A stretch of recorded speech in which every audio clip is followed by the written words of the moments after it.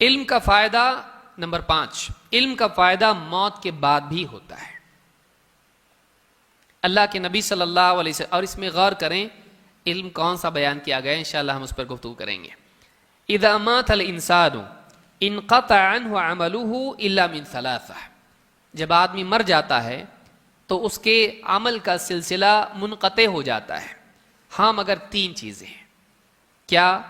الا من صدقۃ جاریہ، سوائے صدقہ جاریہ کے، ایسا صدقہ جو جاری رہے۔ کوئی پیڑ لگا دیا پھلدار، آدمی چلا گیا، پیڑ تو باقی ہے، لگانے والا گیا لیکن پیڑ اور اس کا پھل، اس کا سایہ لوگوں کے لیے فائدہ پہنچا رہا ہے، تو جب تک وہ پیڑ باقی رہے گا پیڑ لگانے والے کو صدقے کا ثواب ملتا رہے گا، یہ جاری صدقہ ہے جو اس کی وفات کے بعد بھی باقی رہے۔ او علم ينتفع به، یا اپنے بعد ایسا علم چھوڑ جائے جس سے لوگ فائدہ اٹھاتے رہیں۔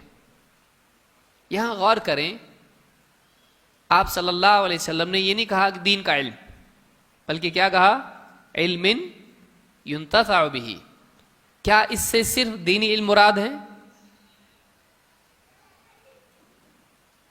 کیا دین کا علم فائدے والا اور نقصان والا ہوتا ہے؟ دین کا علم سراسر فائدے والا ہوتا ہے، لیکن یہاں قید لگائی گئی، علم جس سے فائدہ اٹھایا جائے، یعنی انسان اپنے بعد اگر دنیاوی علوم میں سے نفع والا علم چھوڑتا ہے تب بھی اس کے لیے آخرت میں ثواب ملتا ہے۔ جیسے مثلا ٹیکنالوجی ہے جس سے لوگوں کو فائدہ ہو، گھڑی ہے مثال کے طور پر، پنکھے ہیں، بلب وغیرہ ہے، اس کا علم آدمی اپنے پیچھے چھوڑ دے روشنی کا، اب اس کی روشنی میں جو لوگ وہ بنا کر علم حاصل کر رہے ہیں اور دینی عبادات ادا کر رہے ہیں، یا سواریوں کا علم ہے، اس تعلق سے لوگ سواری گاڑیاں بنا رہے ہیں اور اس کے اوپر سفر کر کے دینی مجالس میں پہنچ رہے ہیں، یہ ساری چیزیں جو ہیں یہ سارا علم دنیاوی ہے لیکن اس میں انسان کے لیے فائدہ ہے۔ تو ایسا علم بھی اگر پیچھے چھوڑتا ہے، جیسے حساب کا علم ہے، میتھمیٹکس، کیا وہ دینی علم ہے؟ نہیں، لیکن اس سے دین کا فائدہ ہوتا ہے کہ نہیں ہوتا ہے؟ آپ زکوٰۃ نکالتے ہیں، آپ جائیداد کی تقسیم کرتے ہیں، یا بزنس میں شراکت کے اعتبار سے آپ حصہ وغیرہ تقسیم کرتے ہیں، تو یہ ساری چیزیں کیا ہیں؟ حساب ریاضی کے علم کے ذریعے سے آپ لوگوں کے حقوق برابر کمی زیادتی کے بغیر ادا کرتے ہیں، جتنا حق ہے اس کو پورا دیتے ہیں۔ تو یہ علم بھی کیا ہوا؟ میتھس۔ یہ اسی طرح سے تعمیر کا علم ہے، مسجد تعمیر کر رہے ہیں تو کنسٹرکشن کا علم ہے، اگر یہ علم پیچھے چھوڑ دیں تو اس کا ثواب بھی اس کو کیا ہے؟ مرنے کے بعد ملتا ہے۔ لہذا اسلام دنیاوی علوم سے منع نہیں کرتا ہے، بلکہ انسان کو یہ ترغیب دیتا ہے کہ وہ ایسا علم حاصل کرے جو نفع والا ہو، جس میں سارے علوم آ جاتے ہیں، لیکن دینی علوم کیا ہیں؟ مقدم ہیں، اس لیے کہ پورے نفع والے ہیں۔ کبھی یہ علم نفع والا ہونے کے باوجود آدمی اس کو غلط استعمال بھی کر سکتا ہے۔ تو او علم ينتفع به او ولد صالح يدعو له، یا اپنے بعد نیک اولاد چھوڑ جائے جو اس کے لیے دعا کرتی رہے۔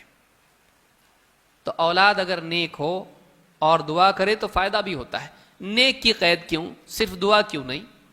بعض اوقات اولاد ایسے کام بھی کرتی ہے جس کی وجہ سے دعا قبول نہیں ہوتی ہے، جیسے حرام کھانا، یا امر بالمعروف اور نہی عن المنکر ترک کرنا، یا شر کی دعا کرنا۔